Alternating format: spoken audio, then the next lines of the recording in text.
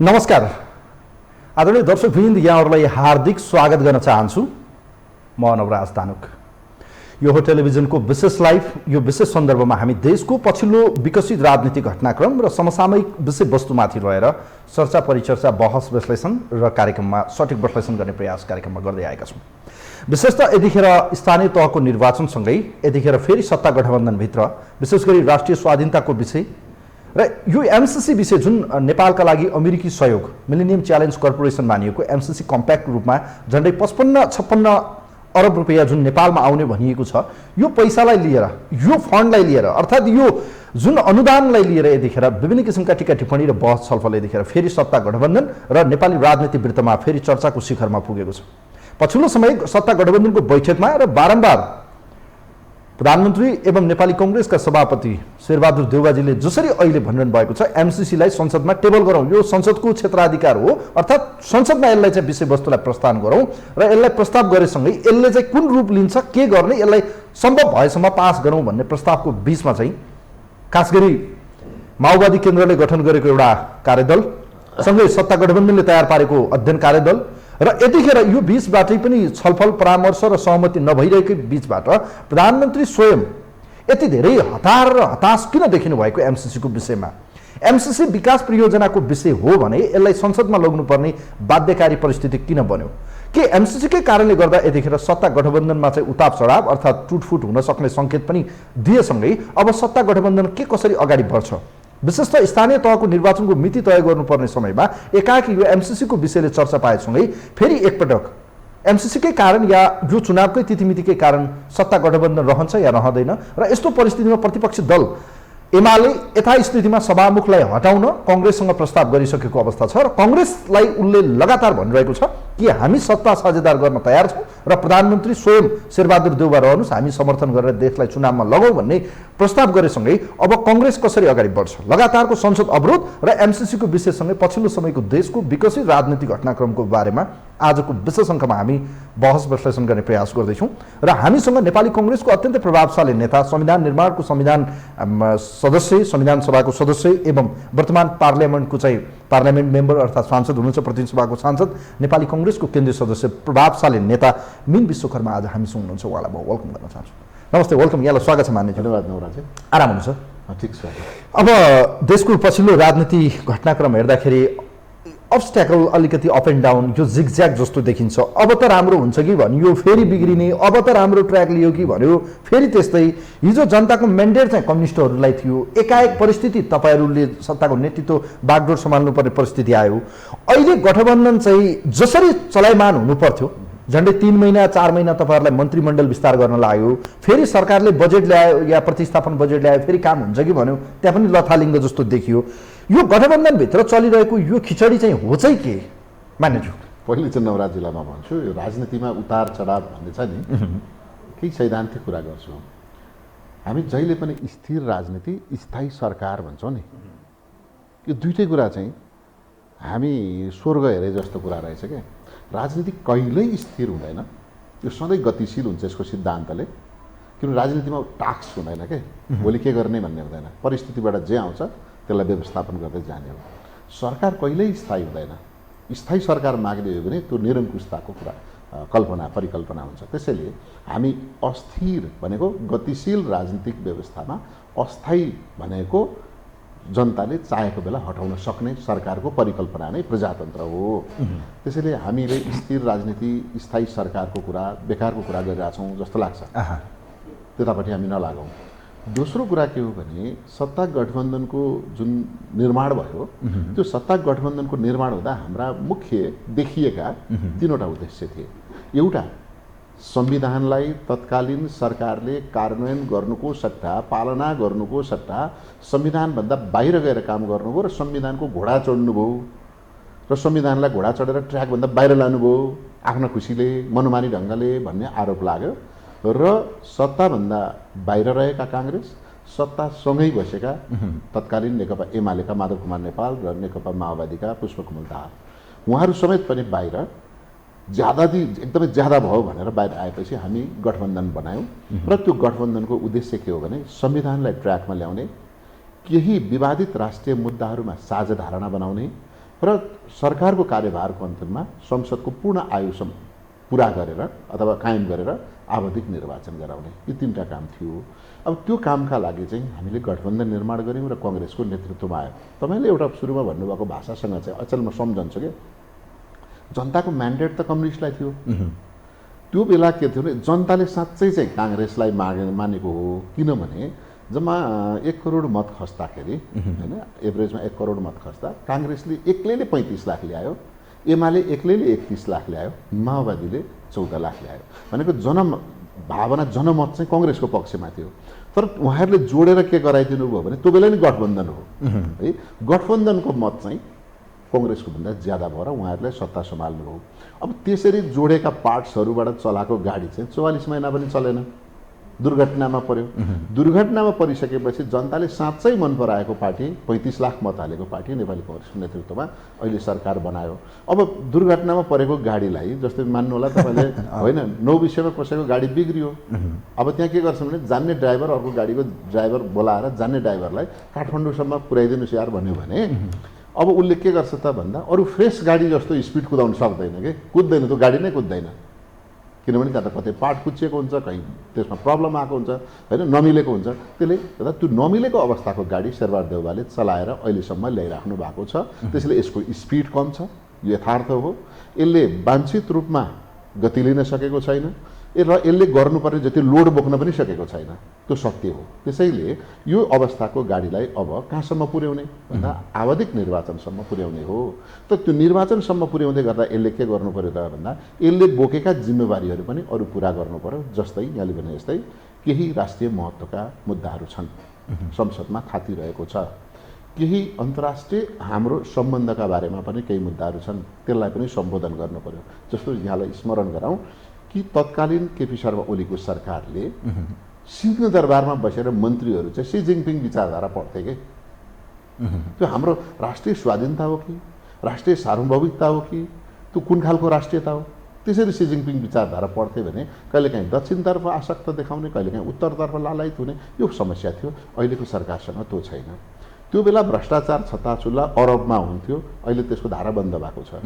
अर्को जनताका बिचमा जति बेला पनि संविधान विपरीत क्रियाकलापहरूबाट अत्यन्तै आतंकित थिए, अहिले त्यस्तो सुनिएको छैन। त्यसैले सरकारको गति एकदम न्यून छ, त्यति स्पिड छैन, तर यसले दुर्घटना गरेको छैन। त्यसो भएको हुनाले यो जाँदैछ। अब कहिलेकाहीँ गठबन्धनको बिचमा पनि केही उतार चढावहरू यहाँले भने जस्तो आइराखेको छ, त्यो स्वाभाविक हो। जस्तो अहिले मैले खास गरी यो गठबन्धनभित्र अहिले जुन किसिमको विवादहरू छ भनेर बाहिर आयो, खास गरी सत्ता गठबन्धनभित्र अहिलेको 2टा मुद्दा भनेको, पेचिलो मुद्दा भनेको खास गरी स्थानीय तहको निर्वाचनको मिति घोषणाको विषय र यो बिचमै चलिरहेको एक किसिमको सकसको बिचबाट फेरि अर्को एउटा विषय त्यहाँ प्रस्थान के गरियो भने अहिले प्रधानमन्त्रीको चाहना या त्यो अब बाध्यकारी थियो या के हो स्वयं प्रधानमन्त्रीले जान्ने कुरा हो। किनभने सत्ता घटकको एउटा प्रमुख घटकको नाताले, तपाईँ अब उक्त पार्टीको सांसद भएको नाताले पनि यो स्थानीय तहको निर्वाचनको मितिको सकसकै बिचबाट एमसिसीको विषय ल्याएर गठबन्धन तोड्न खोजिएको हो कि गठबन्धनका बिचमा चाहिँ आज सहमति खोज्ने प्रयास भएको कि, किनभने कार्यदल छँदै थियो,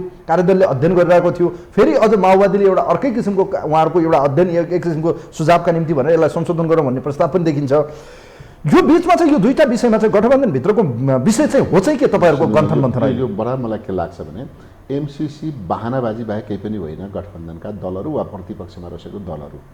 किनभने एमसिसी भनेको अमेरिकाको 2004मा बनेको विश्वमा देखिएका समस्याहरूलाई कसरी सम्बोधन गर्ने भन्दा अमेरिका जस्तो सुपर पावर कन्ट्रीले अविकसित मुलुकहरूलाई बिना भनौँ न ब्याज ऋण नवसुल्ने गरी अनुदान रकम दिने उसले नियम बनायो, जहाँ अहिले 40-42वटा देशलाई दिइराखेको छ।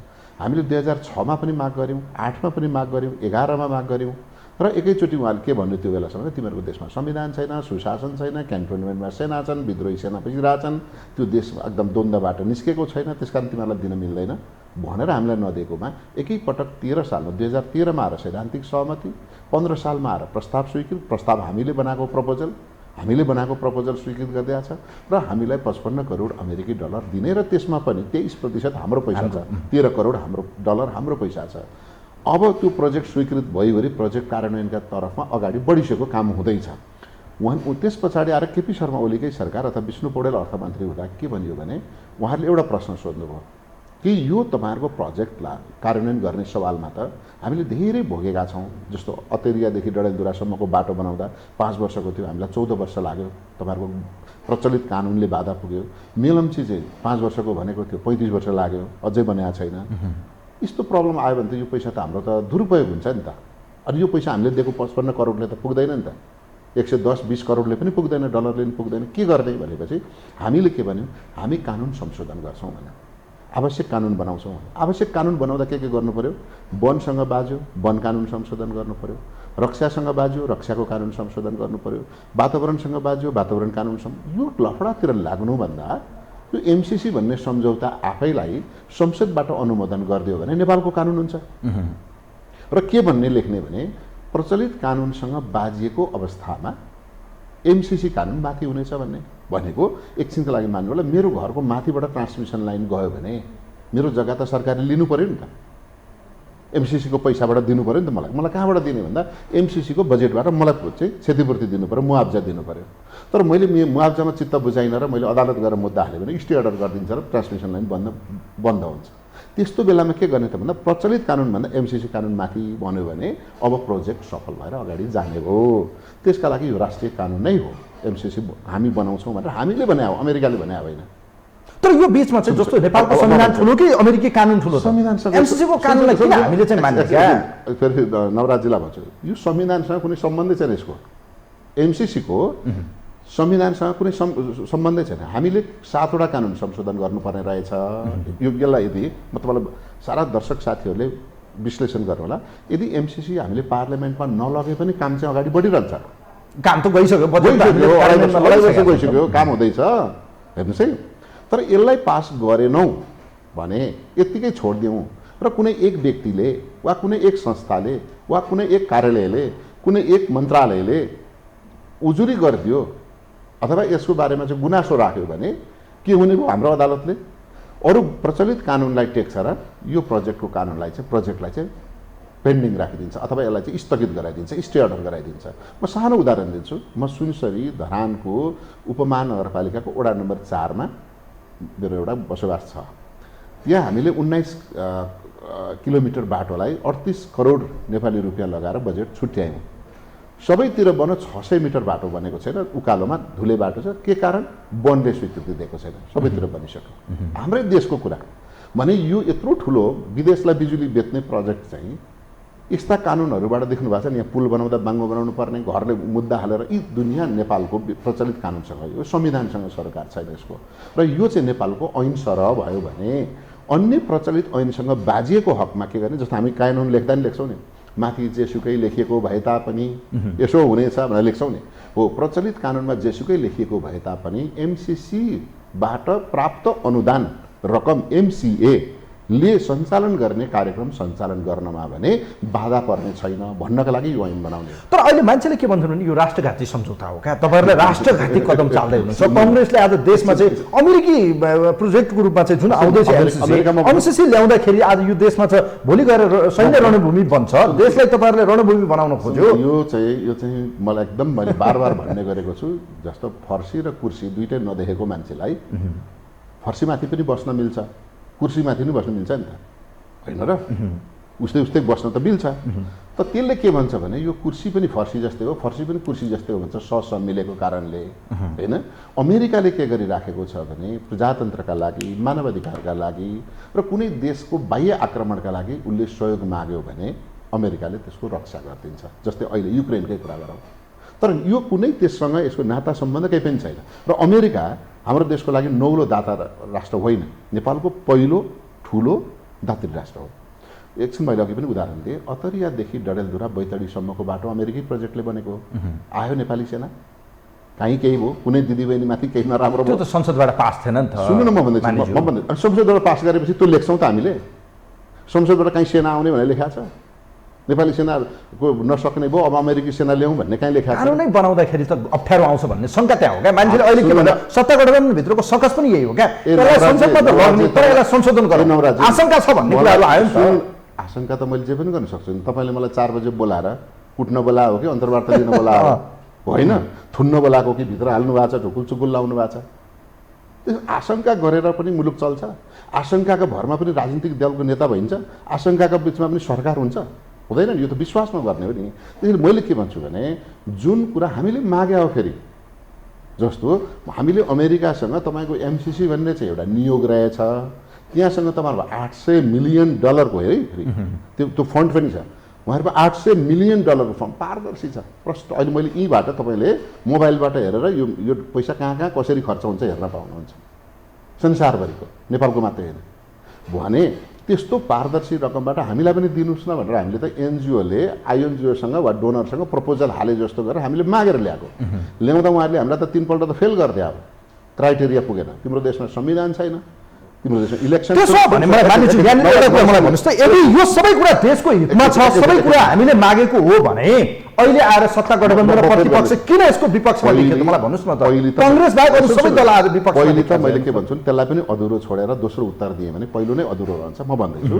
त्यसैले यो अहिले पनि आएका प्रधानमन्त्रीहरू जति पनि जीवित प्रधानमन्त्री हुनुहुन्छ अहिले नेपालमा, पूर्व प्रधानमन्त्रीहरू सबैले यसमा सहमति जनाएको हो। माधव कुमार नेपाल, पुष्पकमल दाहाल प्रचण्ड, केपी शर्मा ओली, शेरबहादुर देउवा, बाबुराम भट्टराई सबैले यसमा सहमति जनाएर ल्याएको हो। यति मध्यममा के गर्दै हुनुहुन्छ केही नेताहरू भने दोस्रो प्रश्नको उत्तर चाहिँ उहाँहरू आफ्नो राजनीतिक दलभित्रको तानातान, खिचातानी, दाउपेचमा विदेशसँग अथवा अन्तर्राष्ट्रिय सम्बन्धसँग जोडिएको र नेपालको समृद्धिसँग जोडिएको विषयमा ठट्टा मजाक गरिरहनु भएको छ। म आज तपाईँको टेलिभिजनबाट भन्छु, उहाँहरू MCC-का बारेमा ठट्टा मजाक गर्दै हुनुहुन्छ। अन्तर्राष्ट्रिय सम्बन्धमा ठट्टा मजाक यो राष्ट्रघाती छैन? नेपाली जनताले नेपालको स्वाधीनतामाथि सार्वभौमत्वमाथि भोलि आएर आउँछ कि आउँदैन त? तपाईँलाई म भन्छु, म धेरै अङ्ग्रेजीको विज्ञ त होइन है, म अङ्ग्रेजीको विद्यार्थी हो, अङ्ग्रेजीको टिचर पनि हो है, थिएँ राजनीतिमा चुनाव लड्नुभन्दा अगाडि। मैले त्यसको अक्षरशः हेरेको छु।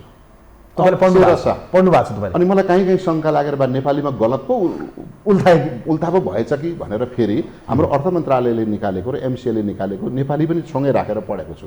जसरी स्कुल पढ्दा डिक्सनरी र नेपाली सँगै राखेर पढिन्थ्यो त्यसरी पनि पढेँ। मैले एक अक्षर पनि विगतका अरू सम्झौताभन्दा यसमा देखेको छैन। तर अब तपाईँले अर्थ लगाउनु भयो होइन, अँगालो मार्नुलाई लाप्पा खेलेको भनेर ठानिदियो पनि त भयो नि। त अमेरिकाले आजसम्म नेपालसँग लाप्पा खेल्दैछ कि अँगालो मारिरहेछ त? तर आज तपाईँले देख्नु भएको छ कम्युनिस्ट कैयौँ नेताहरू, भीमराव, देवगुरुङ, लीलामणि पोखरेल यी लगायतका नेताहरूले के भनेका छन् भने MCC ल्याएर आज चाइनालाई घेराबन्दी गर्न खोजियो। एकैछिन सुन्नु न, त्यसो भए नेपालका यी 4 जना नेताले, भीमरावले, लीलामणि पोखरेलले अथवा देवगुरुङ जस्ता मान्छेले अनि चाइनाको सुरक्षा यिनले गरिदिने हुन्? अचम्मको कुरा छ। चाइनाको सुरक्षा नेपालका 4 जना नेताले चिच्याएर कराएर टिभीमा बोलेर बाध्यहरू मण्डलमा चिच्याएर चाइनाको सुरक्षा हुने हो कि नेपालको सुरक्षाका लागि हामीले खोज्ने हो? बाह्य हस्तक्षेप हुँदैछ र क्या उहाँहरूको ठम्मे आज MCC-ले गर्दा अमेरिकाले नेपालमा त्यसो भए उहाँले भन्नु पर्यो यसलाई फिर्ता गरौँ, यसलाई चाहिँदैन नेपालमा। उहाँहरूलाई के भनिदिनु पर्यो भने हामी चाइनाका डिफेन्डर हौँ, नेपालको सपोर्टर होइन भन्नु पर्यो नि त।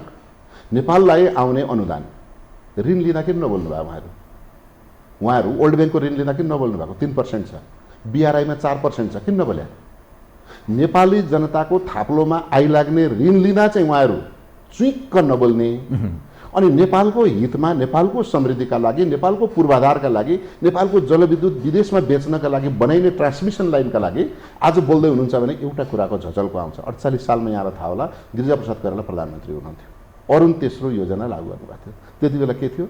नेपालको लगानीमा भनेको वर्ल्ड ब्याङ्कबाट ऋण लिने अनि त्यो ऋणमा अरुण तेस्रो जलविद्युत बनाउने र त्यो बेला 1100 मेगावाट जलविद्युत उत्पादन गर्ने र त्यो भारतलाई बेच्ने भनेको थियो।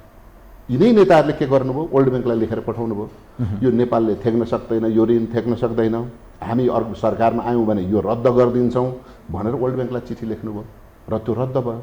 आज के भयो? भारतको लगानी नेपालले किन्ने भयो। यही खोजेको राष्ट्रवाद। त आज पनि के गर्दै हुनुहुन्छ भने अनुदानलाई गाली गरेर ऋणलाई मजा उहाँहरू गर्दै रमाउँदै हुनुहुन्छ।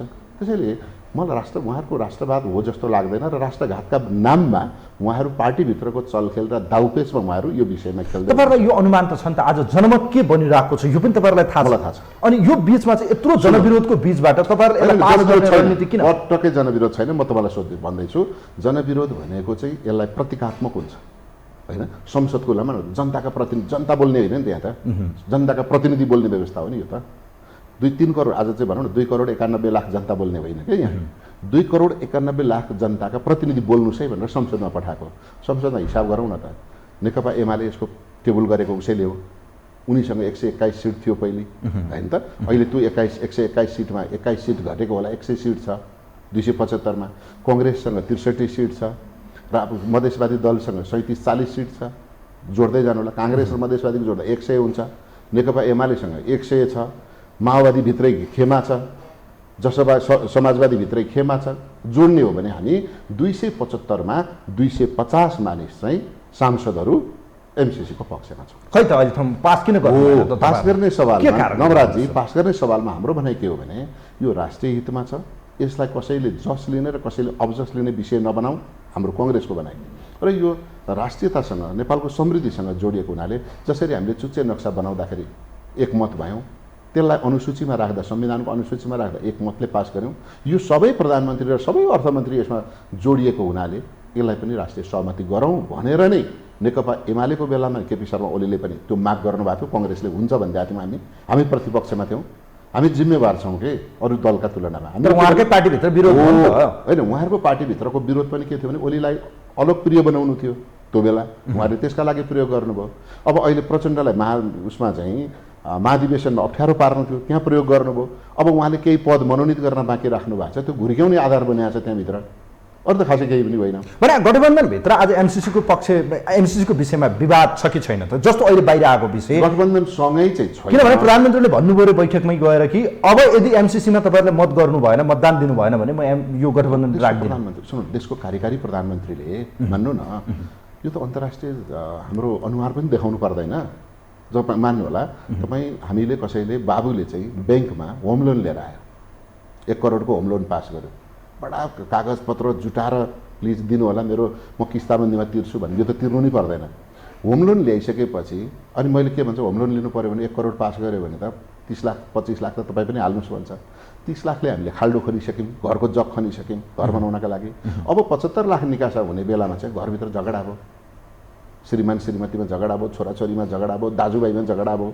अब के गर्ने त भन्दा खबरदार तँ ऋण लिएलास्, तँ 3 तले घर बनाउलास्, अब हामी कुनै हालतमा ऋण पनि लिन दिँदैनौँ, घर पनि बनाउन दिँदैनौँ भन्यो भने अब ब्याङ्कमा गएर अनुनय विनय गरेर 4 किल्ला प्रमाणित गरेर ऋण लिने बाबुको समाजमा प्रतिष्ठा के हुन्छ र भोलिपल्ट ब्याङ्किङ कारोबार गर्न सक्छ कि सक्दैन? त्यसले सक्दैन नि त। हो त्यस्तै हामीले अनुनय विनय गरेर यो रकम माग गरेर ल्याउने, त्यो ल्याउनेमा फेरि बाबुराम भट्टराई पनि हो, त्यसमा त्यो ल्याउनेमा माधव नेपाल पनि हो, त्यो ल्याउनेमा केपी ओली पनि हो, त्यो ल्याउनेमा शेरबहादुर देउबा र सुशील कोइराला पनि हुन्। सुशील कोइराला अहिले स्वर्गीय हुनुभएको छ। सबैले मिलेर ल्याउने अनि ल्याइसकेपछि आफ्नो दलको राजनैतिक दाउपेचको विषय बनाउनु हुन्छ अन्तर्राष्ट्रिय विषयलाई। त्यसैले भोलि एकछिनको लागि मान्नु होला अमेरिकाले दिएको हामीलाई अनुदान हो, यसको साउँ पनि ब्याज पनि तिर्नु पर्दैन, साउँ पनि तिर्नु पर्दैन। र उसले के भनेको छ भने यो फोगटमा लगेको पैसा भएको हुनाले मलाई कार्यान्वयनमा चिन्ता छ, तपाईँहरू कसरी कार्यान्वयन गर्नुहुन्छ?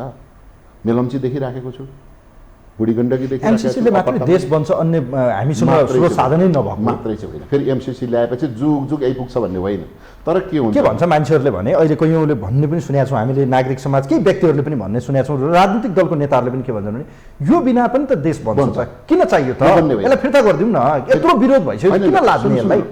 तपाईँहरूलाई किन चाहिँ एमसिसी चाहियो? आज प्रधानमन्त्रीलाई कति मरिहत्ते गर्नुपर्ने कारण देशको अहितमा छ भन्ने कुरा छ, अनि गठबन्धनमै तोडिदिन्छु फोडिदिन्छु। नवराजी म तपाईँलाई भनौँ, तपाईँलाई चाहिँ यहाँ विज्ञापन निस्क्यो होइन, एकछिनको लागि एउटा चाहिँ टेलिभिजन प्रोग्राम होइन, टक सो चलाउने चाहिँ पत्रकार नवराजी जस्तो चाहियो भनेर विज्ञापन खुल्यो, तपाईँले आवेदन दिनुभयो, तपाईँ सेलेक्ट भए, सेलेक्ट पनि भयो, इन्टरभ्यू पनि भयो, स्यालेरीमा पनि चित्त बुझ्यो, हस्ताक्षर पनि गर्नुभयो, अनि भोलिपल्ट बिहान तपाईँले चाहिँ मेरो घरमा श्रीमती मानिन म त आउँदिनँ होला सर भनेर यहाँ भन्नुभयो भने तपाईँले बजारमा पत्रकार जगतमा मुख देखाइसक्नुहुन्छ, अर्को टेलिभिजनमा काम पाउनुहुन्छ? तपाईँको जागिर यही मात्रै त होइन, तर अरू टेलिभिजनले काम दिन सक्दिँदैन त भन्दा नेपालले आफैले हत्ते गरेर मागेर लिएको अनुदान रकम पनि पछि आधा खाएर जुठो लाएर चाहिँ फिर्ता गर्छ भने अनि अरू देशले भोलि हामी के विश्वको कुनै पनि देशको सहयोग र अनुदान बिना, ऋण बिना हामी अब देश चल्ने भयो त? हामी आत्मनिर्भर भयौँ त? भयो, पूर्वाधार बन्दैछ। त्यसो भए मलाई अब एमसिसी फिर्ता हुँदैन, पास गर्छौँ हामी, होइन? तपाईँहरूको कमिटमेन्ट चाहिँ हो यदि एमसिसी फिर्ता गऱ्यौँ भनेको जुठो लगाइसक्यौँ नि त, हामीले त खाइसक्यौँ नि त भनेको, नेपालमा कार्यान्वयन गरिसक्यो नि त, चलाइसक्यौँ नि त। यसको काम सुरु भइसक्यो, सबै प्रक्रिया अगाडि बढिसक्यो र अब तपाईँले अमेरिकाको भनेर एमसिसी फिर्ता गर्नुभयो, किन कम्युनिस्टहरू लाग्छन् भन्नुभएको छ नि। मलाई त त्यही जोड्न मन लागेको। यी भित्तातिर पहिले त अचेल त त्यति भित्ता लेख्न दिँदैन महानगरपालिकाहरूले, भित्तातिर लेखेको हुन्थ्यो कि अमेरिकी साम्राज्यवाद मुर्दाबाद, भारतीय विस्तारवाद मुर्दाबाद लेख्ने साथीहरूले अहिले यो एमसिसी नमाने हो कि। जसको त्यो नारा छ नि, अमेरिकी साम्राज्यवाद मुर्दाबाद, भारतीय विस्तारवाद मुर्दाबाद लेख्नेहरूले आज एमसिसी मान्नु भएको छैन। किन भन्दा एमसिसी जस्तो रकम नेपालमा पारदर्शी ढङ्गले कार्यान्वयन भएर पूर्वाधार बन्यो भने, हामीले भारतलाई बिजुली, बङ्गलादेशलाई बिजुली बेच्यौँ भने आज हाम्रो चाहिँ जुन तेल खरिद गरिराखेका छौँ त्यो बिस्तारै प्रतिस्थापन हुँदै जान्छ। ल ठिक छ हैन, अब तपाईहरु यो गर्न भइसकेपछि तपाईहरु एमसिसी एलाइन सक्दैन, प्रतिस्थापन हुँदै जान्छ। नेपाल बिस्तारै आर्थिक रूपले आत्मनिर्भर हुँदै जान्छ अनि हामीलाई दात्री राष्ट्र अमेरिका मात्र हैन अरु दात्री राष्ट्रले पनि हामीलाई माया गर्न थाल्छन्। माया गरेपछि नेपाल स्वावलम्बी बन्छ। नेपाल स्वावलम्बी बनेपछि के हुने भयो? मलाई त झट्ट भन्दा सर्वहारावादी नारा बन्द हुने भयो। सायद मलाई त लाग्छ नेताहरूले त्यता पो चिन्ता गरे हो कि। त्यसो भएको हुनाले यसमा गम्भीर भएर सोच। अब जस्तो मान्यज्यू यहाँनिर मैले बडो महत्त्वपूर्ण तपाईहरुले भन्नुभयो, अब हामीले जुठो लगाइसक्यौं या के हामीले कार्यान्वयनमा लगिसक्यौं, यसलाई पास गर्नुको विकल्प छैन भन्ने तपाईको तर्क देखिन्छ हैन। अब यस्तो परिस्थितिमा पास गर्ने मेकानिजमको कुरा गरौँ, बहुमत सिद्ध गर्नु पर्ला, संसदमा टेबल गर्ने सवालमा अहिले मेजर कुरा भनेको गठबन्धनमा चाहिँ सहमति खोज्ने प्रयास अझै जारी छ। अन्तिम कसरत प्रधानमन्त्रीको जारी छ। यदि सहमति भएन अब के हुन्छ? हैन, सहमति भएन भने संसदमा टेबल गर्छौं। जबरजस्ती हुँदैन नि त। प्रधानमन्त्री स्वयं लैजाने के कार्यकारी सरकारले लग्छ? सुन्नु न, सरकारले लैजाने हो हैन, सरकारले टेबल गर्नुपर्छ। त्यो संसदमा दर्ता छ, त्यसलाई हामीले संसदमा प्रस्तुत गर्ने हो हैन। त्यो प्रस्तुत गर्ने क्रममा हाम्रो मलाई के विश्वास छ भने गठबन्धनभित्रका दलहरूको आन्तरिक केही जटिलता देखा परेको होला। त्यो सफल र असल नेतृत्वले त्यो व्यवस्थापन गर्नुपर्छ, गर्छन्। एउटामा प्रचण्डजी जस्तो नेता हुनुहुन्छ, अर्कोमा माधव नेपालजी अनुभवी नेता हुनुहुन्छ। दुवैले यो एमसिसीको प्रपोजलमा पटक पटक साइन गर्नुभएको छ। बाबुरामजी पहिले नै यसमा क्लियर हुनुहुन्छ। अरे बाबुरामजी त अहिले पनि भन्नु भएको छ, बाबुरामजी क्लियर हुनुहुन्छ हैन। त्यसो भएको हुनाले शेरबहादुर देउवा क्लियर हुनुहुन्छ, प्रष्ट हुनुहुन्छ, बाबुरामजी प्रष्ट हुनुहुन्छ, केपी ओली प्रष्ट हुनुहुन्छ भने अब यसको समस्या देखा पर्दैन। जहाँसम्म उहाँहरूको देखा परेकोमा त्यो आफ्ना पार्टीको शीर्ष नेताहरूको तहमा बसेर उहाँले टुङ्ग्याउनुहुन्छ र गठबन्धनभित्र अहिले तपाईहरुलाई समस्या भनेको प्रचण्डजी हो कि माधवजी हो कि कसको कारणले गर्दा तपाईहरु सहमतिमा रोकिनु? मलाई चाहिँ के लाग्छ भने दुवैजनाले हुन्न भन्नुभएको छैन। सिग्नल चाहिँ ग्रिन नै छ। उहाँहरू के गर्नु भने पर्खुन गर्ने हो भन्नुभएको मतलब के बुझिन्छ भने घरभित्र केही समस्या देखा परेको हुनसक्छ घरभित्र। तर नेपाली कांग्रेसमा एकमत छ। किन एकमत छ? तपाईहरु त एक हुनुहुन्छ, तपाईहरुमा विवाद छैन, तर गठबन्धनको घटकहरुको हामी प्रतिपक्षमा हुँदा पनि यो राष्ट्रिय हितमा छ, यो पारित गर्नुपर्छ र नेपाललाई आएको अनुदान हो। यसले मात्रै पैसा 66 अर्बसँग 55 करोड डलरसँग मात्रै सम्बन्ध होइन, यो मित्र राष्ट्रसँगको सम्बन्धसँगको पनि यसले चाहिँ प्रतीकात्मक रूपमा प्रस्तुत गर्छ। जस्तो उदाहरणको लागि मैले दिएको उपहार तपाईले फिर्ता गरिदिनु भयो भने कस्तो सम्बन्ध हुन्छ होला?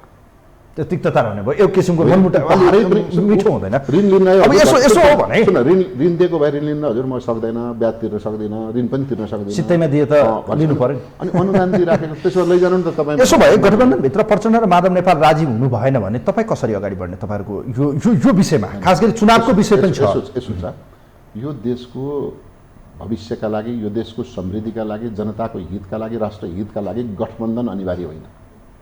गठबन्धन चाहिँ अनिवार्य होइन, तर राष्ट्र हितका लागि गठबन्धन बनाउनु पर्यो भने बनाउने भनेर बनाएको हो नि त। जस्तो संविधान, अझ त त्योभन्दा राष्ट्रिय सहमति भयो, अझ म भन्छु संविधानलाई ट्र्याकमा ल्याउनका लागि, संसदलाई गतिशील र पूर्ण आयु दिनका लागि अनि सुशासन दिनका लागि र राष्ट्र हितमा रहेका महत्त्वपूर्ण प्रस्तावहरू पारित गर्नका लागि यो गठबन्धन बनेको हो। यो गठबन्धन प्रधानमन्त्री हुनका लागि, मन्त्री हुनका लागि, कसको दल निर्माण गर्नका लागि, कसको दल भत्काउनका लागि गठबन्धन बनायो होइन नि त। केपी शर्मा ओलीलाई जे हामीले त्यति बेला आरोप लगाए, आज तपाईहरुको स्वार्थ पूरा भएन भने अर्थात् एमसिसीमा उहाँहरू यदि एमसिसीमा आज संसद त बच्यो, यसको कार्यकाल भयो, अब कुनै पनि कसरत बाँकी रह्यो भने बढीमा बढी चुनावै हो नि त। अब त अप्सन छैन, किनभने संविधानको धारा 76(5) अन्तर्गत बनेको सरकार हो। अब त यसको विकल्प भने सिधै साथमा जाने। अब यस्तो कुरा भनौँ न, यहाँनिर जस्तो अहिले गठबन्धनभित्र यदि सहमति भएन, तलमाथि भयो, कांग्रेसले भनेको कुरा भएन या अहिले राष्ट्रिय हितको विषयमा एमसिसीमा चाहिँ सहमति भएन, प्रधानमन्त्रीले लगाएको घुर्की चाहिँ के सत्य हो त? त्यसो भए अब यदि तपाईहरुले साथ दिनु भएन भने यो गठबन्धन किन चाहियो त? होइन, स्वाभाविक हो नि त। कुनै पनि सरकार प्रमुखले आफ्नो सरकारले एक पाइला पनि काम गर्न नसक्ने गरी अन्तर्राष्ट्रिय क्षेत्रमा प्रस्तुत हुन सक्छ? त्यो त सक्दैन नि त। सरकार हो नि त, यो नेपाल सरकार हो। यहाँ कुनै व्यक्तिको नाम विशेष वा दल विशेष होइन र कुनै दलको विधानमा प्रस्तावनामा के लेखेको छ, उनीहरूले मुख्य मित्र र शत्रु कसलाई तोकेका छन् भनेर अन्तर्राष्ट्रिय सम्बन्ध बन्दैन। अन्तर्राष्ट्रिय सम्बन्ध गर्दा नेपाल सरकारसँग हुन्छ। नेपाल सरकार भएर काम गर्दाखेरि त्यही बुना ठिक हुने बाबुरामजीलाई, त्यही ठिक हुने माधव नेपालजीलाई, त्यही ठिक हुने केपी ओलीलाई, त्यही ठिक हुने प्रचण्डलाई, त्यही ठिक हुने शेरबहादुर देउवाजीलाई। अनि आज आएर प्रतिपक्षमा वा अन्य प्रधानमन्त्रीको कुर्सी छोडेर बाहिर बसेपछि चाहिँ फरक आँखा देख्ने हो भने त्यो राजनीतिक विचारधारा, त्यो सोचलाई अन्तर्राष्ट्रिय समुदाय र नेपालका राजनीतिक विश्लेषकहरूले कसरी हेर्ने? त्यसैले आफूले गरेको काम राष्ट्रिय हितमा छ कि छैन, सहमति नभए पनि गठबन्धनबाट प्रधानमन्त्री अगाडि बढ्नुहुन्छ, कन्फर्म हो? मलाई के लाग्छ भने, मलाई लागेको कुरा भनौँ, प्रधानमन्त्रीसँग कुराकानी हुँदा, संसदमा भेटघाट हुँदा, अरू क्षेत्रमा भेटघाट हुँदा बुझेकोमा उहाँले के बुझ्नु भएको छ भने यो राष्ट्रिय हितमा छ, यो हामी सबै यसमा संलग्न छौँ, यो राष्ट्रिय हितमा छ, यो कङ्ग्रेसले गर्दा आएको पनि नभनौँ र कसैले राष्ट्रवादी भएर यसलाई चाहिँ हटाउन सफल भए पनि नभनौँ र यो नेपाली जनताको हितमा भएको हुनाले यसलाई प्रस्ताव कार्यान्वयन गरौँ। कार्यान्वयन गर्नका सजिलोको लागि संसदमा पास गर्ने भनेर पछि थपेको, त्यो शेरबहादुर देउवाजीको पालामा थपेको होइन। प्रपोजल स्वीकृत भएर सम्बन्धन गरेर आएपछि कार्यान्वयनको पक्षमा जाँदा कसरी कार्यान्वयन हुन्छ त? तपाईँहरूको कानुन त विविध छ भनेपछि यसलाई हामी सानो विषय भने अदालतमा मुद्दा मान्ला हुन्छ। यसलाई हामीले के भन्यौँ भने इन्टिग्रेटेड ल बनाउँछौँ भन्यौँ। त्यति बेला जवाफ दिने विष्णु पौडेलले मलाई लाग्छ अर्थमन्त्री। कस्तो इन्टिग्रेटेड ल बनाउनुहुन्छ भन्दा इट टेक्स टाइम। फेरि सबै कानुनलाई चाहिँ बनाएर एकीकृत कानुन बनाउनु पर्ने हो। त्यसोभन्दा बरु यही सम्झौतालाई, अनि यसको विज्ञताको विषयमा फेरि अरू मान्छेले गर्ला, यही सम्झौतालाई पास गरिसकेपछि यो एकीकृत कानुन हुन्छ भने अब बजारमा लागेको आरोप तपाईँले सुन्नुभयो भने भीमराव जस्तै नेताले लगाएको आरोप त हामी अमेरिकी कानुन पास गर्ने हाम्रो संसदले भन्नुहुन्छ। मैले अस्ति एउटा कार्यक्रममा त उहाँ जत्तिकै अर्को नेतालाई भने हात जोडेर हामी त कस्ता भाग्यमानी रहेछौँ, पहिले बेलायतले अरू देशको कानुन बनाइदिन्थ्यो होइन त, बेलायती साम्राज्यवाद थियो नि त, अनि बेलायतले भारतको कानुन बनाइदिन्थ्यो, जापानले चिनको कानुन बनाइदिन्थ्यो होइन, रसियाले अरू युक्रेनको यिनीहरूको कानुन बनाइदिन्थ्यो। तर तिनीहरू उपनिवेशबाट मुक्त भएपछि अहिले आफ्नो कानुन आफै बनाउँछन्। त आज हामी यस्तो भएछौँ कि अमेरिकाको कानुन पनि हामी बनाइदिने भयौँ भन्दा हामी त साह्रै भाग्यमानी नि। अनि यति पनि नबुझ्ने कि हामी कुनै देशको कानुन बनाउन सक्छौँ, भुटानको कानुन पनि बनाउन सक्दैनौँ भने कहाँको अमेरिका कानुन बनाउनु? अब ठिक छ मानिज्यू, म यहाँनिर बडो महत्त्वपूर्ण प्रश्नमा आउँदैछु। गठबन्धनभित्र सकस छ, एमाले पर्खर हेरेको अवस्थामा छ, वेट एन्ड सीमा छ एमाले रणनीतिक रूपमा चाहिँ अहिले उसको तयारी के छ भने गठबन्धन फुटोस् त सही, पहिले तपाईँहरू आउनुहोस् त सही, हामी गर्न तयार छौँ, हामी साथ दिन्छौँ, उसले सिग्नल दिएको छ। अहिले के भन्नुभयो पछिल्लो समय केपी शर्मा ओली, सम्भवतः लाग्छ तपाईँलाई पनि थाहा छ, यही यसै विषयमा संसदको सुचारू गर्ने सवालमा, गतिरोध अन्त्य गर्ने सवालमा र चाहिँ एमसिसीको सवालमा सहमति खोजौँ, साथ दिनुहोस् भनेर बालकोट जानुभयो प्रधानमन्त्री हो। पछिल्लो समय यो विषयमा रहेर एमाले स्पष्ट के छ भने तपाईँहरू गठबन्धन पहिले लिएर आउनुहोस्, संसदमा टेबल गर्नुहोस्, यदि साँच्चीकै हो भने, किनभने बारम्बार केपी शर्मा ओलीले भनिरहनु भएको त्यही हो कि तपाईँहरूको के हो त धारणा, खै त तपाईँहरू कहाँ हुनुहुन्छ एमसिसी? अहिलेको अवस्था गठबन्धनभित्र सहमति भएन, काङ्ग्रेस या एवं अहिलेको प्रधानमन्त्री माननीय शेरबहादुर देउवा टेबल गर्न तयार हुनुभयो। अहिले एउटा प्रस्ताव तपाईँहरूलाई एमाले र विशेष गरी ओलीजीले के राख्नुभयो भने सभामुखको क्रियाकलाप ठिक छैन, मेरो पार्टी पनि फुटाइदिनु भयो, कारबाही पनि भएको छैन, तपाईँहरूलाई पनि टेबल नगर्न अलिअलि गाह्रो छ, बैठक 26 गतेभन्दा पर सारिसक्नुभयो, यसो गरौँ न त, सभामुखलाई हटाइदिउँ, नयाँ सभामुख ल्याउँ, एमसिसी पनि पास गरौँ। अब यो गठबन्धन सत्रमा केही काम छैन, तपाईँहरू सरकार नै लगाउनुहोस्, केही महिनाभित्र चुनाव गरौँ न। यो प्रस्तावलाई तपाईँहरूले कसरी हेर्नुहुन्छ? यदि केपी शर्मा ओलीको ठाउँमा भए पनि मैले त्यही भन्थेँ, तपाईँ भए पनि तपाईँ त्यही भन्नुहुन्थ्यो। किनभने केपी शर्मा ओलीलाई त्यो बेला अन्य कुरा त उहाँका क्रियाकलापमा निर्भर भयो, बाहिर आउटपुट देखिने बेलामा, बाहिर परिणाम देखिँदा, तर भित्र चाहिँ उहाँहरूले यो एमसिसी पनि एउटा केपी शर्मा ओलीलाई अलोकप्रिय बनाउने दाउपेचको विषय बनाएर ल्याउनु भयो, त्यो पनि एउटा कारण हो। त्यस पछाडि माधव कुमार नेपाल, त्यो बेला अझ भन्ने भने माधव नेपालको मातहतबाट भीमराव होइन, अनि त्यस पछाडि चाहिँ प्रचण्डजीको माध्यमबाट नारायण काजीजी, उहाँहरू आएर यसलाई एमसिसी चाहिँ केपी ओलीले पास गर्नु हुँदैन भनेर संसदमा उहाँहरूले चाहिँ पेन्डिङ राखिदिनु भयो त्यसलाई।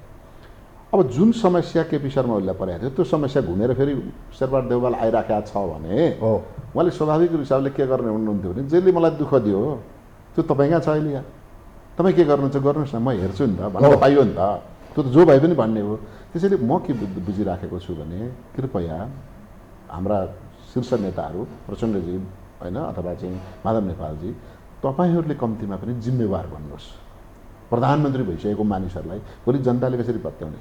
आफू कुर्सीमा प्रत्यक्ष सिंहदरबारमा बस्दा ठिक भनेर खुरखुर सही गर्ने, बाहिर निस्किएपछि अनि झगडाको विषय बनाउने भनेको त त्यो त सामान्यतया पनि गाउँघरमा पनि त्यो पत्यार लाग्ने विषय होइन। त्यसैले यो विषयमा सहमति गरौँ। सहमति गरेर जे उद्देश्यका साथ गठबन्धन बनेको हो त्यसले निर्वाचनसम्म सँगै लैजाउँ, सकिन्छ भने निर्वाचन पछि पनि गरौँ। होइन अन्यथा भयो भने राष्ट्रिय मुद्दालाई थाती राखेर, जनताका दैनिक सरोकारका विषयहरूलाई थाती राखेर, संविधानले तोकेको अनुसारको निर्वाचनमा अलमल गरेर गठबन्धन बचाइरहनुपर्छ भन्ने चाहिँ मलाई पनि लाग्दैन। अब यस्तो अवस्थामा हेर्दाखेरि एमाले अहिले तपाईँहरूलाई हेरिरहेको अवस्था छ क्या? यदि गठबन्धनभित्र सहमति भएन, किनभने एमाले त चुनावको पक्षमा छ, तपाईँहरूभित्र पनि के बहस चलिरहेछ भने गठबन्धनमा हामी चुनावमा जानु हुँदैन है डाक्टर शेखर कोइराला, या इभन तपाईँ इन्डिभिजुअली रूपमा पनि तपाईँ पनि आज गठबन्धन लिनुपर्छ या पर्दैन भन्नेमा तपाईँको पनि राय सुनौँ। यो परिस्थितिमा चाहिँ तपाईँहरूलाई चारैतिरबाट सकारात्मक बनेको पनि जस्तो देखिन्छ, किनभने अब गठबन्धनमा जाउँ भोलि फेरि भागभण्डा मिलाउनु पर्ने। यसो हेर्दाखेरि चुनाव पनि मुखमै छ, पार्टीभित्र पनि एक किसिमको चाहिँ अलिकति ग्याङ्गुई सुनिरहेको छ होइन, एक्लै जानुपर्छ भन्ने अन्तर्विरोध अन्तर्सङ्घर्ष पनि छ। यो विषयमा चाहिँ यदि गठबन्धनले तपाईँहरूलाई चाहिँ खुट्टामा चाहिँ नेल लाउने काम गर्यो, अलिकति भनौँ न खुट्टा रोक्ने काम गर्यो भने त तपाईँहरूका निम्ति त अहिलेको गठबन्धन भन्दा त सकारात्मक एमाले नै जस्तो देखियो त। त्यसो भए त एमालेसँग सहकारी हुन सक्ने सङ्केत हो। अब होइन, यसो छ, नेपाली कङ्ग्रेस नै पहिलो पार्टी हो जसले आन्दोलनमा पनि सहमति र सहकार्यको कुरा गर्यो, सरकारमा रहँदा पनि सहमति र सहकार्यको कुरा गर्यो, निर्वाचनमा पनि सहमति र सहकार्यको कुरा गर्यो। पञ्चायत हटाउँदाखेरि पनि गणेश मानसिंह तत्कालीन नेता हुनुहुन्थ्यो, सर्वोच्च नेता हुनुहुन्थ्यो, उहाँले मनमोहन अधिकारी आएर म पनि मिसिन चाहन्छु मार्क्सवादी पार्टी लिएर भन्दाखेरि पहिले तपाईँहरूको पार्टी धेरैवटा छन्, कुन कुन हो मिलाएर लिएर आउनुहोस् अनि वाम मोर्चा बनाइदिनु, उहाँले बनाइदिनु भयो र वाम मोर्चा बनाएर मिलाएर सहमतिबाट पञ्चायत फाल्ने काम गर्यो।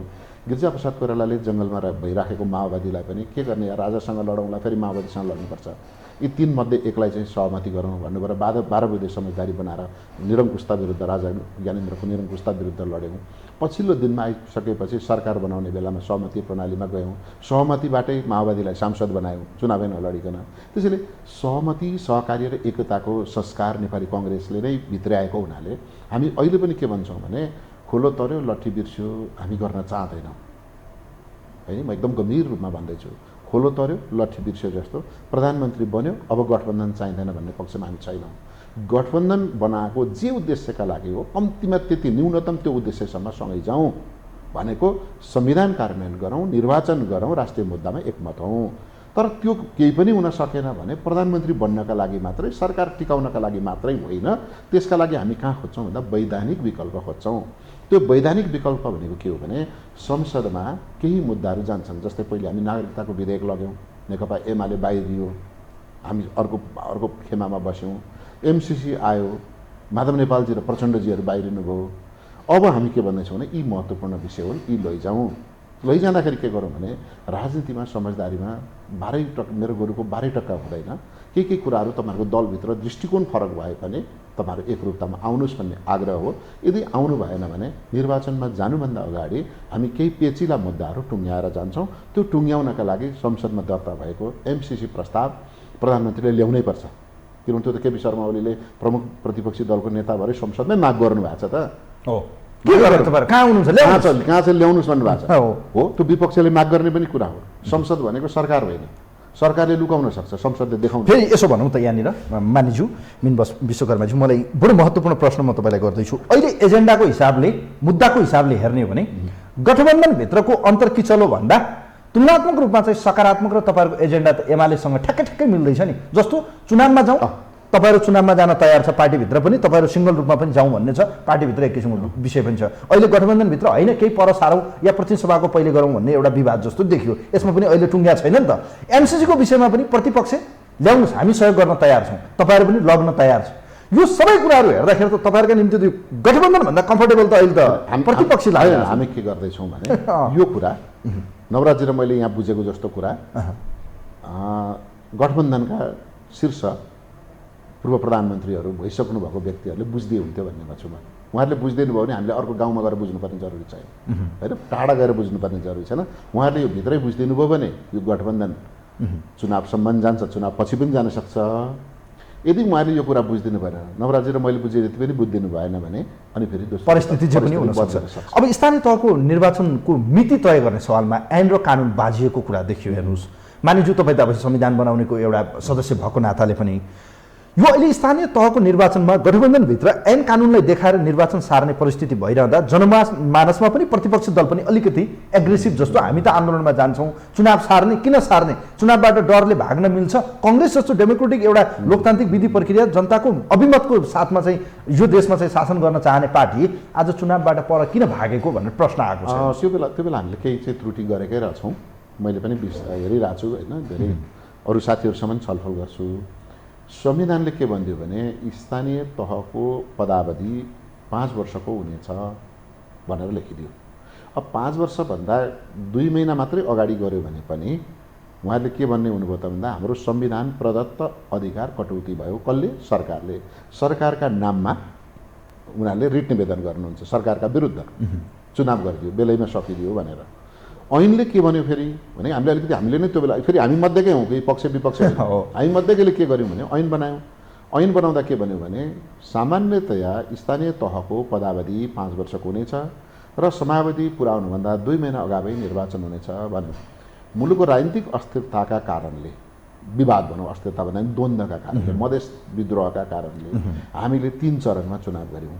एउटा चुनाव हामीले गऱ्यौँ वैशाख 31 गते, अर्को चुनाव गऱ्यौँ असार 14 गते, अर्को चुनाव गऱ्यौँ असोज 2 गते। अब एकछिनलाई मान्नु होला, वैशाखलाई आधार वर्ष मानेर फेरि उसमा ऐनमा छ, ऐनमा के भनेको छ भने निर्वाचित भएको 7 दिनलाई पछिलाई पदावधिमा गरिनेछ भनेको छ। निर्वाचित भएको अथवा निर्वाचन सम्पन्न भएको 7 दिन पछिलाई निर्वाचित भएको पदावधि गरिनेछ भनेर ऐनमा लेखेका छौँ। भनेको 31 गते निर्वाचित भएकोलाई 7 दिन पछि भनेको जेठ 6 गते त्यो पदावधि गणना हुने भयो। एकछिन मान्नु होला। अब दोस्रो फेरि हामीले त्यहाँ के भन्यौँ भनेदेखि जतिसुकै चरणमा चुनाव भएको भए पनि पहिलो चरणको चुनावलाई नै पदावधिको आधार वर्ष मानिनेछ, मिति मानिनेछ भनेर भन्यौँ। अब मान्नु होला, पहिलो चुनावलाई आधार मिति मान्दाखेरि वैशाख 31 गतेलाई आधार मान्नु पर्यो र 5 गतेलाई पदावधि गर्नु पर्यो। त्यो 5 गतेलाई पदावधि गर्दाखेरि अब असार 5, साउन 5, भदौ 5, असोज 5, 4 महिना 2 नम्बर प्रदेशका स्थानीय तहका प्रमुख उपप्रमुखहरूले आफ्नो पदावधि भोग गर्न नपाउने हुनुभयो। उहाँहरू कहाँ जाने हुनुभयो त? अदालत जाँदाखेरि रिट हाल्नुहुन्छ सिधै। के भन्नुहुन्छ? संविधान प्रदत्त हक अधिकार खोसियो। अब अदालतले के भन्छ?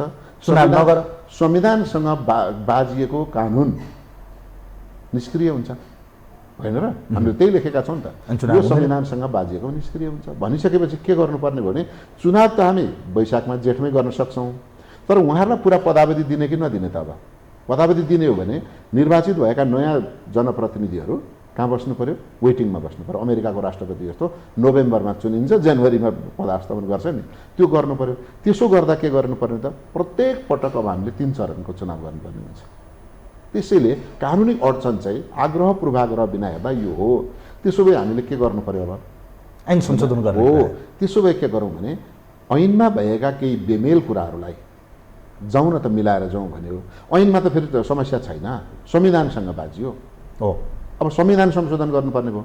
संविधान संशोधनको अहिले सम्भावना छैन, 2 चाहियो। त्यसैले के गरौँ भने अहिले एज इट इजमा चुनावमा जाउँ। अब यता चलाउँदा नि नसकिने, यता चलाउँदा नि नसकिने भए चाहिँ अब एज इट इजमा चुनावमा जाउँ भन्दा कहिले जाउँ त भन्दा केही यताको 1 महिना 2 महिना फेरि संविधानले के गर्यो भने खाली हुन सक्छ, खाली भयो भने निरन्तर जान्छ पनि भन्दैन।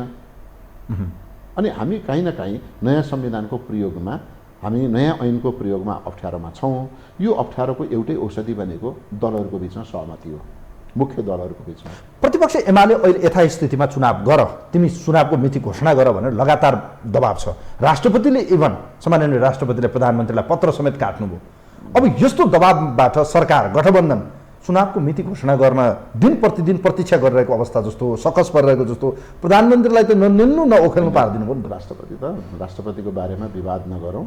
उहाँलाई के भनिएको छ भने सरकारले गर्ने सबै कामहरू, होइन, उहाँ चाहिँ राष्ट्र प्रमुख हुनुहुनेछ र राष्ट्र प्रमुखका क्षेत्राधिकारका सबै कामहरू मन्त्री परिषदको सिफारिसमा गर्नुहुनेछ भनेर संविधानमा लेखेको छ। मन्त्री परिषदको सिफारिस बेगर उहाँ केही गर्नै पाउनुहुन्न। तर उहाँले के गरिदिनु भयो भने कुनै दलको आग्रहमा उहाँले चिठी लेख्नुभयो, त्यो गलत गर्नुभयो भन्ने कुरा कानुनविदहरूका बिचमा राजनीतिक वृत्तमा पनि त्यो चलेको छ। उहाँको कुरा बिर्स्यौँ एकछिनलाई।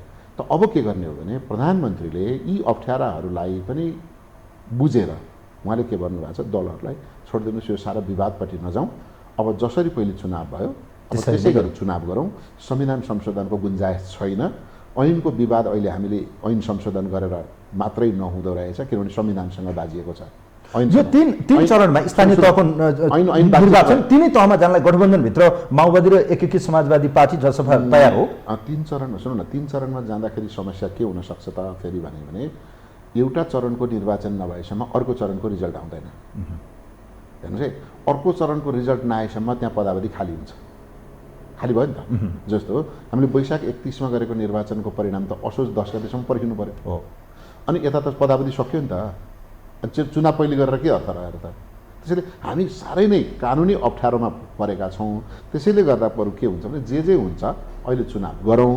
रिट निवेदन पर्यो भने अदालतले गर्दै गर्ला, त्यसलाई बरु त्यति बेला अप्ठ्यारो परे संविधान पनि व्यवस्था गरौँला। तर अहिले चाहिँ चुनाव गरौँ, चुनाव गर्ने चुनाव गरौँ, जेठभित्र गर्ने। यसमा जेठभित्र चुनाव गरौँ। सकभर वैशाखमा शान्त, सकिन्न भने जेठको दोस्रो तेस्रोमा चुनावमा जाउँ भन्ने माहौल चाहिँ अब चुनावी माहौल बन्यो। जाँदै ठ्याक्कै भनिदिनुहोस्, अब गठबन्धनभित्र एमसिसीलाई लिएर विवाद छ, यो विवाद टुङ्गोमा पुग्छ या पुग्दैन, या भनौँ यसले एउटा निष्कर्ष दिन्छ या दिँदैन? गठबन्धनमा एमसिसीको कारणले गर्दा अब यो चुनावको विषय पनि छ, तपाईँहरूले भनि पनि सक्नुभयो। चुनावमा अब गठबन्धन कसरी जान्छ, एमाले खास गरी एमालेको अहिले प्रतीक्षा पनि छ, आन्दोलन गर्ने पनि बताएको छ। समग्रमा जाँदै भन्ने हो भने यो अहिलेको देखिएको घटनाक्रमबाट राजनीति फेरबदल हुन सक्ने, गठबन्धन रहने नरहने के देखिरहनु भएको छ मानिज्यू तपाईँले? मलाई के लाग्छ भने भुइँको टिप्दा गोजीको नि झर्छ। त्यसो भएको हुनाले गठबन्धन दलहरूले भरिसके भुइँको टिप्ने कोसिस गर्नुहुन्न होइन, उहाँले जोगाउनुहुन्छ। गठबन्धन जोगाएर निर्वाचनसम्म सँगै जानुपर्छ। त्यसका लागि केही महत्त्वपूर्ण पेचिलो जसमा आफू पनि संलग्न हुनुहुन्छ एमसिसी लगायतका विषयमा उहाँहरू ढिलो चाँडो सहमतिमा आउनुहुन्छ। सहमतिमा आइसकेपछि यो चुनावभन्दा अगाडि नै एमसिसीलाई टेबल गर्ने नै हो त तपाईँहरू? एमसिसी त मलाई लाग्छ अब हुने बैठकमै गर्नुपर्छ। सभामुखको भूमिका अलिकति शङ्कास्पद छ कि छैन? जस्तो सभामुखले बैठकलाई पर पोस्टपोन गरेको देख्दाखेरि सभामुखले पनि मलाई लाग्छ अब एमालेको पनि डाउनपेज त देखिनु हटाइदिउँ न त भन्ने प्रस्ताव छ। पहिले त यो त वास्तवमा जानेर नजानेर एमाले संसद अवरोध गर्नका कारणले पो यस्तो भएको त। यदि एमाले संसद अवरोध नगरिकन हामीले संसदमा दर्ता गरेको फलानु प्रस्ताव किन नल्याएको, सरकार प्रधानमन्त्री सभामुख महोदय किन सरकारले ल्याएन भनेर त्यसरी संसदमा चाहिँ हल्ला गरेको भए त यो त अस्ति पास भइसक्थ्यो। तर उहाँहरू आफैले के गरिदिरहनु भएको छ भने सहयोग गरेको जस्तो गरी असहयोग भइरहेको छ। कस्तो गाँठो पर्यो भने फुक्ने नफुक्ने गाँठो पर्यो क्या मिन विश्वकर्माज्यू। जस्तो अहिले हेर्नु त जाँदै म छोटोमा चाहन्छु, संसद तपाईँहरूले पुनर्स्थापना गर्नु, संसदले काम गर्न सकेन। अब यसको औचित्यमाथि पनि प्रश्न खडा भयो। औचित्यमाथि अब के गर्ने त? यसको निकास के त मानिज्यू? सुन्नु न, जसले संसद विघटन गर्यो त्यसले चल्न नदियो नि त। जसले संसद पुनर्स्थापना गर्यो त्यसले चलाउन खोज्यो, सकिरहेको छैन। त्यसैले अहिले हामी सहमति खोज्दैछौँ। अब मैले बार भन्ने कुरा गर्ने, एमाले यदि साँच्चै संसदीय व्यवस्थालाई मान्थ्यो र आफ्ना कुरा राख्थ्यो भने त हरेक दिन संसद 2 मिनट 4 मिनट आफूले बोलेर अनि संसद अवरोध गरे पनि हुन्थ्यो नि त। तर उहाँहरू के गरिदिनु भयो? सुरुमै नारा लहरमा जानुभयो, 3टा नारा लाउनुहुन्छ। अब अहिले उहाँ त किनभने भर्खरको निवर्तमान सरकार हो नि, उहाँहरूको पालामा गरेका कामहरू अवरुद्ध भएको छ भने संसदमा बोल्नु पर्थ्यो। मैले बनाएको योजनाको बाटो बन्यो कि बनेन, पुल बन्यो कि बनेन, फलानु चौकी बन्यो कि बनेन, फलानु ठाउँमा चाहिँ त्यो विधेयक पास भएको छैन, त्यो विधेयक किन नल्याइएको, किन लुकाइयो भनेर खोज्नुपर्ने बेलामा उहाँले संसद झ्याप्प बन्दिनु भयो, सरकारलाई आनन्द भएको छ। त्यसैले एमाले आफ्नो खुट्टामा आफै बन्चरो हान्यो, गल्ती गर्यो। त्यसो भएको हुनाले संसद अवरोध गरेर संसद अवरोध गरेर गल्ती गर्यो। अवरोध पनि फरक खालको अवरोध गर्यो कि आफ्ना कुरा भन्नै नपाउने गरेको अवरोध। अबको केही दिनभित्र देशको राजनीति कतातिर जान्छ त मानिज्यू? के लागिरहेको छ? तपाईँको चस्माले के देखिरहेको छ? तपाईँको प्रिडिक्सन के छ? एकदम राम्रो भयो। मेरो चस्मा एकदम सफा छ होइन, सबैतिर देख्छ। यो कालो देख्दैन, यसले हरियो देख्दैन। र अब के हो भने अब हामी सरर जेठभित्रमा निर्वाचनमा जान्छौँ, स्थानीय निर्वाचन जान्छौँ। त्यो बेलासम्म हाम्रो गठबन्धन कायम रहन्छ। स्थानीय निर्वाचन सम्पन्न भइसकेपछि अब हामी सङ्घीय निर्वाचन मङ्सिर पुसमा हुन्छ। त्यो बेलासम्म गठबन्धनमै जाने कि चुनाव एक्लै जाने त? होइन, म भन्छु चुनावसम्म गठबन्धन सरकारमा जान्छ भनेको, चुनावमा होइन। चुनाव त रणनीति हो। अहिले मैले भन्नु होला या नभन्नु, हाम्रो केन्द्रीय समितिले बैठक होला, त्यसपछि बैठकले गर्नु होला। त्यो रणनीतिक विषय म सार्वजनिक गर्दिनँ। तर चुनाव गराउने सरकार चाहिँ यो गठबन्धन सरकारै रहन्छ है। यसले चाहिँ स्थानीय तहको चुनाव पनि यही गठबन्धनले गराउँछ, सङ्घीय र प्रदेशको चुनाव पनि यही गठबन्धनले गराउँछ। तर त्यो चुनावमा भाग लिँदा उम्मेदवार चाहिँ गठबन्धनको हुन्छ कि एक्लै हुन्छ भन्ने बारेमा फेरि अर्को अन्तर्वार्तामा भनौँ। हस्, यहाँलाई समय र विषयको लागि धन्यवाद दिन चाहन्छु मानिज्यू। आदरणीय दर्शकवृन्द, यो विशेष लाइभ विशेष सन्दर्भमा हामीसँग नेपाली कङ्ग्रेसको प्रभावशाली नेता, केन्द्रीय सदस्य एवं प्रतिनिधि सभाको सांसद मान्य मिन विश्वकर्मा आज हामीसँग हुनुहुन्थ्यो।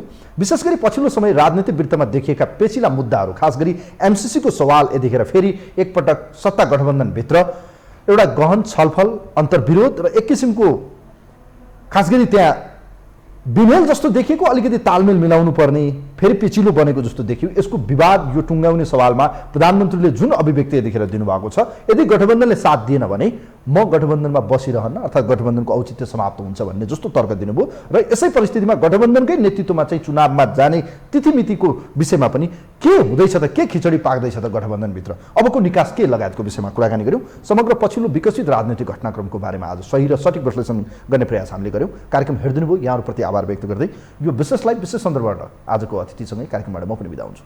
नमस्कार, धन्यवाद।